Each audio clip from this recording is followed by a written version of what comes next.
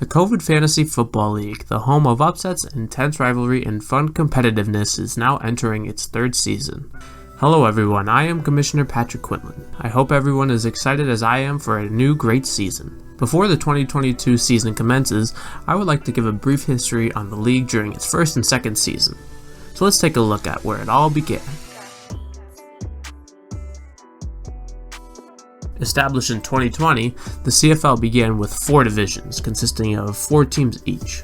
Division 1 consisted of Team Croc-Dog, owned by Kalen, Team Patrick's Packers, owned by Patrick, Team Cool Beans, owned by Julian, and Team Rockin' Ronnie, owned by Ron. Division 2 consisted of Team Division Champ, owned by Malachi, Team Great Name Pending, owned by Mackenzie, Team Cutie Pies, owned by William, and the Real Squad, owned by Marcus. Division 3 consisted of Team Victoria's Secret, owned by Tim, Team Lucas Won't Win, by Lucas Baker, Team Low Football IQ, owned by Eli, and Team The Legend, owned by Sean. Division 4 consisted of Team Defending Champ, owned by Lucas Hillier, Team Show Me Your TDs, owned by Matt, Team Shelly is Awesome, owned by Shelly, and Team Mike, owned by Mike. With a packed league of 16 teams developed, all that was left was the draft. In random order, Team Cutie Pies picked first, while Team Great Name Pending selected last. The draft is arguably the most important part of the season, as great picks, just like Travis Kelce, selected 19 by Team Division Champ, led fantasy teams across the nation to success, while picks such as Clyde Edwards-Helaire, picked 11 by Sean, led to many heartbreaking seasons. Sorry, Sean. With the teams drafted, the start of the CFL was running smoothly. This was until a conflict arose that would affect the league forever. Trades between Team Defending Champ and Team Cool Beans shook the league, with owners believing the trades were really unfair. With no proper rules set about trading, the league was in shambles. Bad trades were accepted, declined, and argued about, and was a memorable moment of the Year 1 season. What was the most memorable moment of the 2020 season? It was the rivalry that was created due to this event. Team Show Me Your TDs clashed with Team Defending Champ about the trades that were caused by Team Defending Champ and Team Cool Beans. Tons of posts back and forth arguing about the trades began, and the league's most notorious rivalry was created. After this, the league began. Halfway through the season at week 7, we were able to see teams such as Croc-Dog, Cool Beans, Division Champ, and Victoria's Secret lead the league with great records, and see teams struggle like Mike, The Legend, Lucas Won't Win, and Team Real Squad. Just like that, after 14 weeks, the playoff bracket was set, with 8 of the 16 teams making it.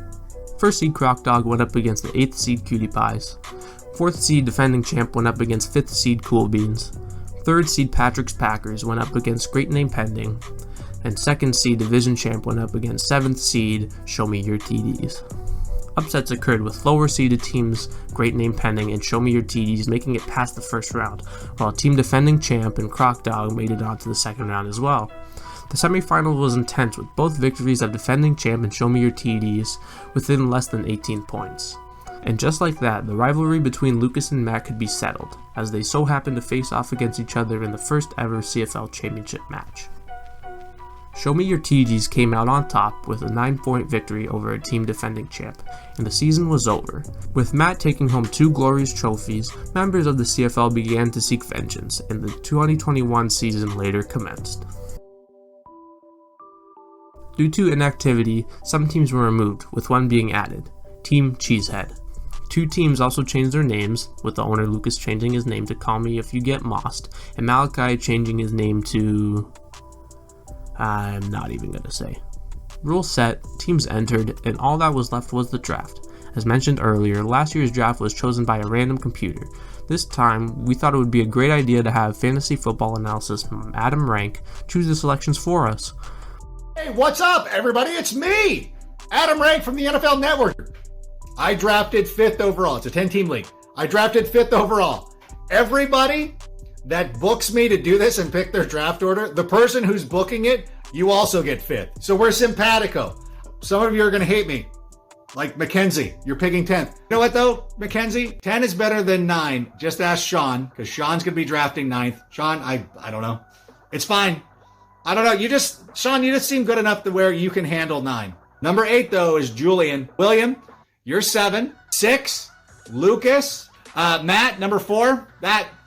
See, Sean, we have to have Matt pick 4th because Matt's not somebody who will, like, I don't know, like, who would be most likely to leave? Be like, I'm not playing if they got 9. Matt? No, I'm just kidding. Matt, I don't know you. You're probably delightful. I'm just talking the talk. Shelly, you're 3rd. Number 1 is Malachi. Malachi, this is number 1. That means Ava, you're going to be number 2. Again, Patrick, thank you so much for doing this. I hope Mackenzie and I can still, I hope we can get past this at some point. Sean, all in good fun. Matt, especially, all in good fun. Good luck this season. Let me know how it goes. We'll talk soon. Bye. With Malachi picking first and selecting Christian McCaffrey, it looked like everything for Malachi was perfect. Unlike Sean, who decided to pick Clyde Edwards-Helaire again. What the heck was he even thinking? Even with Matt and Sean taking 9 losses during the season, it still got them a playoff spot by edging Julian by just 1 win in order to lock them the 8th and 7th seed. A very close 4-way tie for first occurred with Lucas, Malachi, Patrick, and William all having a 10-4 record. Somehow again, trade conflicts arose only 8 weeks into the league as Matt and Lucas collided in some serious trade debates. Although it was not as bad as last time, it was clear the rivalry between the two was still alive, with Lucas handing Matt 3 losses during the regular season. As mentioned prior, Lucas was the first seed at the end of the season, and of course, Matt so happened to be the 8th seed, meaning that they would play each other in the first round, with other matchups like 4th seed Cutie Pies against 5th seed Great Name Pending, 3rd seed Patrick's Packers against 6th seed Shelly is Awesome, and 2nd seed Malachi going up against the 7th seed Sean. Edging Malachi by 3 points, the legend was set to face his wife in the semifinals, while Team Cutie Pies were about to take on his most important match ever, against the defending CFL champion Matt. Yes, Matt defeated his rival once again in the playoffs, securing himself a semifinal matchup. In a dramatic fashion, Matt would make it to the finals against Shelly, with his receiver Amon-Ra St. Brown scoring 35 for his squad. Matt found himself victorious in the 2nd CFL championship. Just like that, the 2nd season of the CFL was a wrap. But one question remains. The double champ Matt is still waiting for someone to snatch the title from him. Will it be you? Welcome to the 2022 CFL season.